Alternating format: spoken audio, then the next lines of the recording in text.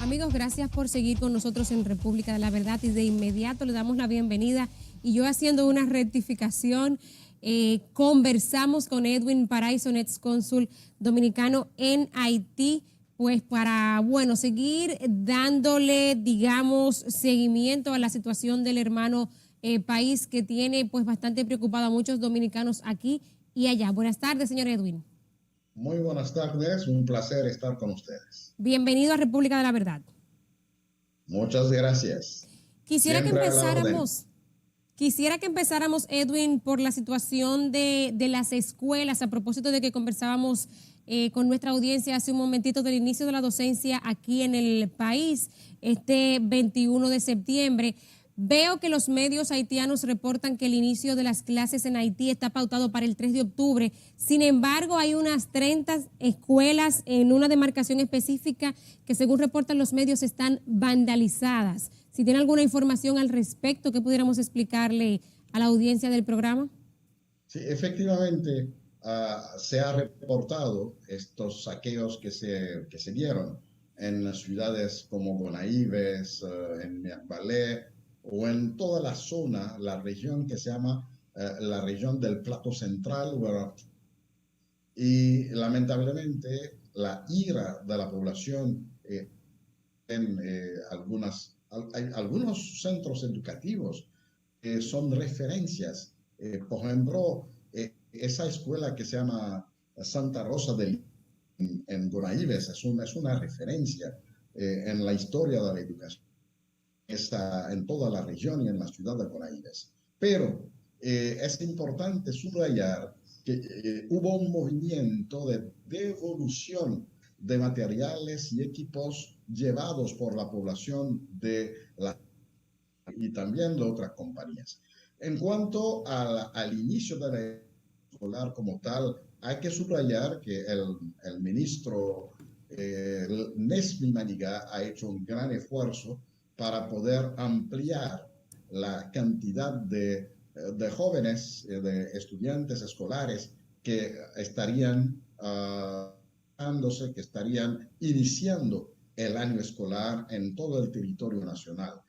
Había terminado de manera aceptable, yo diría, los exámenes, las pruebas nacionales, en los cuales decenares o cientos de miles de jóvenes haitianos participaron, particularmente los que ya están terminando sus estudios secundarios. Y en cuanto ahora a lo que sucedió en las saqueadas, también hay brigadas del Ministerio de Educación que está empeñado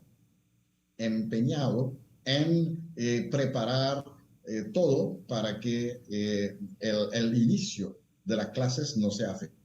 Hay todo un debate sobre un nuevo método educativo que el ministerio está iniciando, que es un método educativo prioritariamente en idioma creol. Hasta ahora, la educación en Haití era prioritariamente en francés y Ok. habían materias que se estaban dando en creol, pero por este año es una experiencia nueva. Se ha preparado un material prioritariamente en creol. ¿Y esto por qué? Porque hasta donde sé, el idioma oficial del país es el francés, ¿no? Bueno, la Constitución del 87 puso al mismo nivel los idiomas. Entonces, desde el 87 hay grupos que luchan por la igualdad lingüística en Haití. Dicen que todo tiene que ser en los dos idiomas si realmente somos un país bilingüe. Es lo que es lo que es. La Constitución lo prevé así. Los dos idiomas oficiales son el creol y el francés. Sin embargo, la Constitución subraya que el creol es el idioma nativo de conexión total entre todos los haitianos. Porque hasta ahora, quienes hablaban francés son los que tenían el privilegio, la oportunidad. No fueron a la escuela pues estaban, digamos, excluidos de ese mundo francoparlante de Haití. Y este dominaba, por ejemplo, la administración pública. Muchas veces, pues, se decía que para uno ir a pedir un servicio en aduanas o en cualquier organismo de servicio del Estado, uno tenía la obligación de abordar ese empleado o esa empleada en francés para asegurarse de que el servicio pudiera ser mejor, porque es como si el francés determinaba un nivel social un poco más elevado de los que hablaban creol. Para terminar con esa punto, discriminación a lo interno en Haití, entonces se ha iniciado toda una campaña para que iguale el francés. Otro es la administración de la justicia. Alguien que esté en problema con la justicia busca un abogado, el abogado que normalmente habla francés y la audiencia se va a hacer en francés y quien no habla francés, si la persona que está en el problema legal no habla francés, es difícil que él entienda las discusiones o los historias que se dan en algún juicio y difícil de manejarse con su propio abogado para que defienda realmente sus intereses. Todo esto ha llevado a que el Ministerio de Educación promueva esa educación bilingüe real. Yo sé que muchos dominicanos se imaginarían que los haitianos hablan mayoritariamente francés, pero ¿cuál es la realidad de una lengua y de la otra? ¿Qué tantos haitianos hablan francés? Además, No, no, ¿verdad? De lo que, como usted ya ha explicado, pues tienen acceso a cierta educación. Sí, la mayoría habla realmente creol. La mayoría habla creol y el creol, tal como le decía, ha obtenido este nivel jurídico legal a partir de la Constitución del 87. Entonces, si entendemos que nuestra realidad social hay un número elevado de analfabetismo, eso quiere decir que todos los que no saben leer y escribir, que no han podido ir a una escuela, esas personas lamentablemente no hablan francés. Y por tal razón ha habido una insistencia a través del Ministerio de Cultura, que tuve el honor de ser jefe durante un año, el año de transición del presidente Priver, siendo el ministro el periodista Marcus García, y en ese tiempo habíamos producido muchos materiales en creol para ayudar a que una mayor cantidad de la población se incorpore en el debate público, entienda y pueda sentirse a gusto hablando su idioma nativo. Claro. Y la radio ha jugado un papel también muy importante, porque hasta los años 80, a la mitad de los años 80, no había boletines noticiosos en creol. Vaya. Los boletines noticiosos en francés.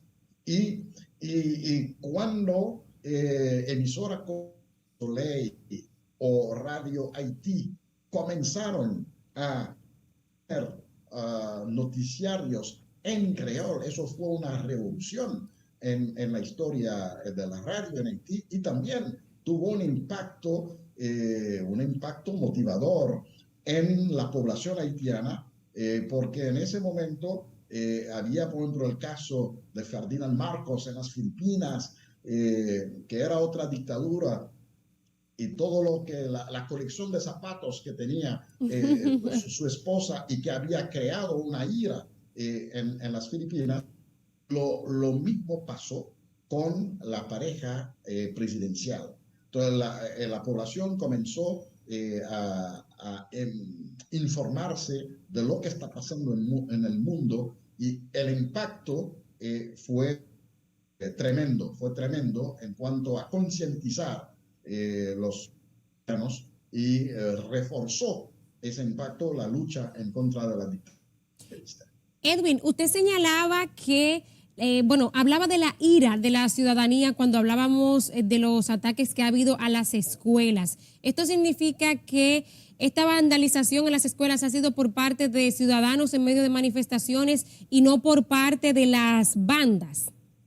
Exacto, exacto. Eso ha sido muy criticado el hecho de que el primer ministro Ariel Henry en su último discurso, y por cierto, quizás le estoy dando una primicia ahora, el primer ministro va a hablar una vez más esta noche. Es decir, dirigido a la nación 3 veces en menos de 15 días, Vaya. en menos de 10 días, 3 veces. Ojalá que ahorita a las 6:30 aporte algo nuevo, porque hasta ahora no ha aportado nada nuevo. ¿No se conoce el tema del que va a hablar esta tarde? No se conoce el tema, pero mucha gente le ha llamado la atención que el primer ministro va a hablar a la nación después de la participación del presidente Biden en las Naciones Unidas. Ahorita, pues, el presidente Biden tuvo una mención de menos de un minuto sobre la situación haitiana, pero esa mención que hizo sirve de respaldo al gobierno. No ha dado gran cosa, pero políticamente tampoco criticó al gobierno como lo hizo en el caso del gobierno, en el caso de Putin.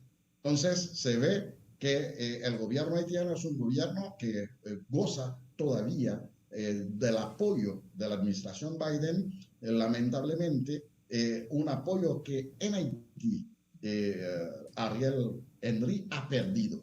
Lo ha perdido no tan solo por esa ira que mencionábamos ahorita de la población, pero también de sus propios aliados, porque Ariel Henry logró montar un acuerdo que se llama el Acuerdo del 11 de septiembre, que fue integrado por antiguos opositores del fallecido, asesinado presidente Jovenel Moïse.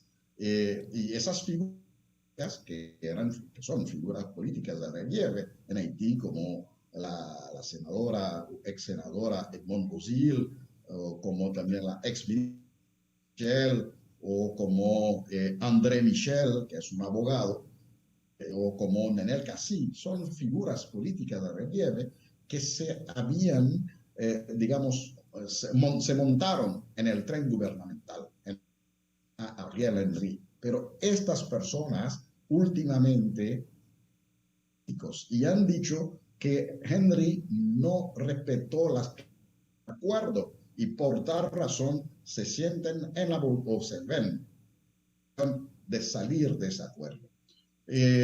Pues no sabemos portar de nuevo, ojalá que diga, por ejemplo, a dar marcha atrás en cuanto al aumento de los precios de la gasolina, Claro. cuál sería una información de primera mano, de primera.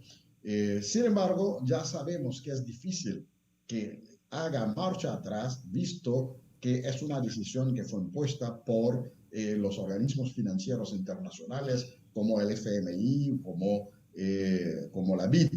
Entonces, es difícil. De todos modos, la población haitiana. Sí, puede continuar, le escucho. Decía que la población haitiana. La población haitiana está en la expectativa de lo que realmente va a decir el primer ministro ahorita. Edwin, ¿sí? Antes de irnos, porque yo sé que la gente está muy interesada en esta mirada internacional y en lo que puede implicar la llamada comunidad internacional en una solución para la situación de Haití. Quisiera que termináramos de ver el nivel que pueden tener las manifestaciones, especialmente porque estoy viendo fotografías y videos de lo que pasaba ayer, martes 20, en las comunidades de Inch, me dijo que así se pronuncia, y Mirabalé. ¿Cuál es el nivel, digamos, o la intensidad de estas manifestaciones que hay en la calle, digamos, en contra del primer ministro Ariel Henry? Hay que admitir que el nivel ha bajado.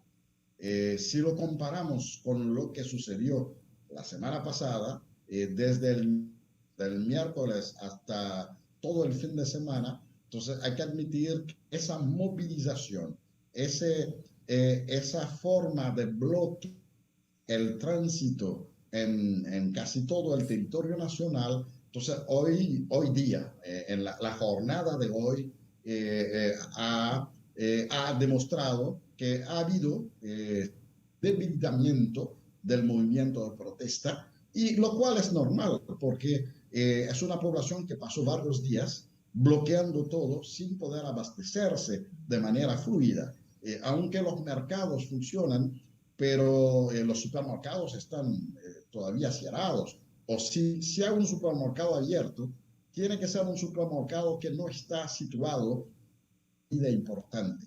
Está situado en alguna calle trasera donde no pasan, yo diría, las grandes manifestaciones, porque se expone a que lo saquean. Igualmente, estamos hablando de una población cuya una parte importante depende de las remesas. Los bancos están cerrados hasta hoy. Las casas remecedoras tampoco han podido siguen cerrados los bancos. Exacto, los bancos siguen cerrados. Y los consulados que habían cerrado, o más bien las embajadas que habían cerrado, entre ellas México, Francia, siguen cerradas. Sí, hasta hoy, porque es un asunto de seguridad para su propio personal. Tanto el personal local, personal haitiano, como los funcionarios consulares o diplomáticos de estos distintos países.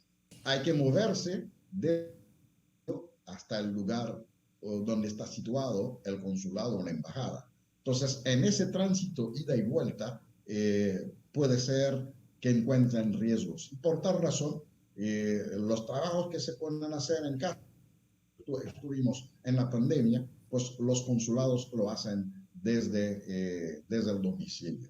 Edwin, nos vamos a una pausa, pero al regreso quisiera que nos explique qué implica este cierre de los bancos en la economía y en la dinámica diaria financiera en Haití, y que veamos también pues el tema internacional. Esto será al regreso de la pausa.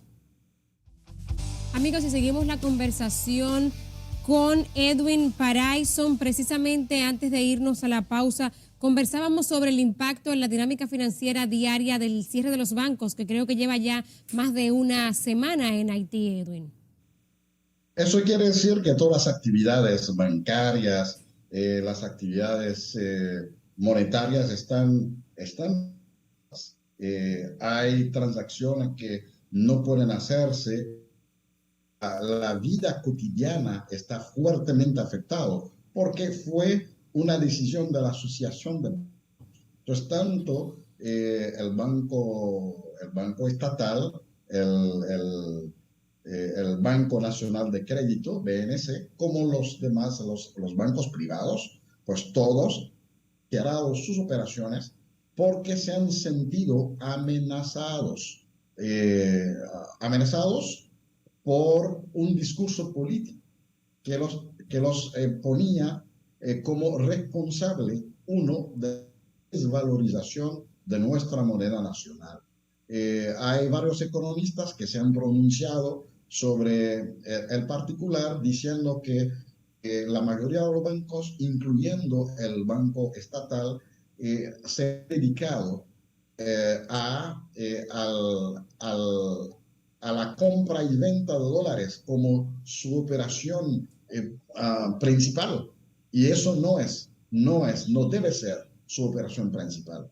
Y por tal razón, el efecto ha sido la desvalorización de la GUR, y ahora mismo, para un dólar cita entre 116 y 125 CUR, lo cual también ha tenido su impacto en los productos Vaya. importados y los productos de primera necesidad. Por tal razón, el transporte se ha aumentado, algunos productos, hasta el pan se ha encarecido porque el transporte se ha encarecido. ¿Cuánto cuesta un pan en relación con el peso dominicano, para que tengamos una idea? Bueno, se vende el pan mucho más por fundas. Entonces, una funda de pan en Haití, se puede comprar una funda de pan, yo diría por 70 gur, lo cual representaría como 25 pesos, 20 a 25 pesos. Estamos hablando de una funda de ¿cuántos panes, Edwin? Una funda de 5 panes. 5 panes. Sí, sí. Vaya, definitivamente que es una situación bastante delicada. Ahora sí quisiera que miráramos un poquito, digamos, el tema internacional en relación a Haití. ¿A usted qué le merece esta mención, aunque breve, pero una mención al fin por parte del presidente Biden de la situación de Haití? ¿Le da alguna esperanza? Eh, bueno, justamente decíamos ahorita que la mención que se ha hecho es una mención que debe ser interpretado mucho más una mención de apoyo a la actual administración. Una Claro, administración, que el una, apoye es una cosa, pero ¿hay esperanzas reales en esa declaración, en esa mención? Eh, es una declaración que tampoco ha aportado algo nuevo, no ha aportado, no ha anunciado alguna medida novedosa y de la administración americana con cara o mirando hacia la crisis haitiana. Es la lectura que le hemos hecho. Entonces, se estaba esperando, yo diría un poco más, se podría estar esperando la anuncio de alguna conferencia internacional sobre Haití, el anuncio, por ejemplo, del reforzamiento de la Policía Nacional, lo cual ya lo había abordado el secretario general de las Naciones Unidas, el señor Guterres. Pero lo que hay en Haití es una inconformidad con las Naciones Unidas, una inconformidad igual con el apoyo que siempre ha recibido el régimen PHTK, que es el régimen oficial en Haití, tanto de las Naciones Unidas como de la administración americana. Se pensaba que el presidente Biden podría haber anunciado algo diferente, algo que nos ayude a esperar, a tener la esperanza de que se está apoyando los movimientos que buscan que haya en Haití un cambio real, pero no ha sido el caso. Edwin, a propósito de las Naciones Unidas, usted daba recientemente, bueno, hizo una afirmación bastante fuerte cuando dijo que responsabilizaba a la MINUSTAH de la entrada en Haití de más de 500,000 armas ilegales. ¿Mantiene esta posición y junto con esto, digamos, que no aprobaría una nueva intervención de una fuerza de tarea conjunta en Haití, de alguna misión de pacificación? Sí, vi el titular de la manera que titularon la información. Pero no me diga que no fue eso lo que quiso decir. Sí, no dije exactamente eso, no que estoy dando la responsabilidad a las Naciones Unidas, sino dije que el apoyo de armas que hemos tenido en Haití coincidió con la presencia del BINU, de todas las entidades de las Naciones Unidas que han estado presentes en Haití en los últimos 20 años. Así que si hoy día tenemos esa cantidad de armas, hay una corresponsabilidad tanto de los responsables haitianos, estoy hablando de la policía, del gobierno, estoy hablando de la justicia, que no han hecho todo lo necesario para parar el tráfico de armas que ha permitido durante los últimos años que hayamos recibido esa cantidad de armas de manera ilegal. Entonces, también hay una responsabilidad de los actores internacionales que en un momento dado tenían el control, hasta cierto punto, del control del territorio. Las Naciones Unidas, por ejemplo, a través de la MINUSTAH, tenían una presencia militar en todo el territorio nacional. Claro.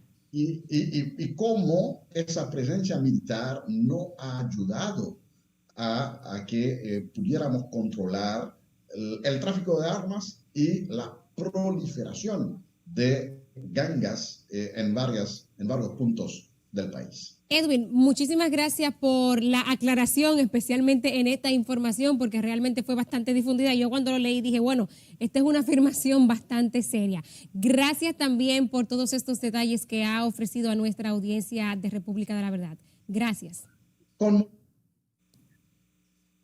Amigo, de esta manera hemos llegado al final del programa del día de hoy. La cita será en el día de mañana.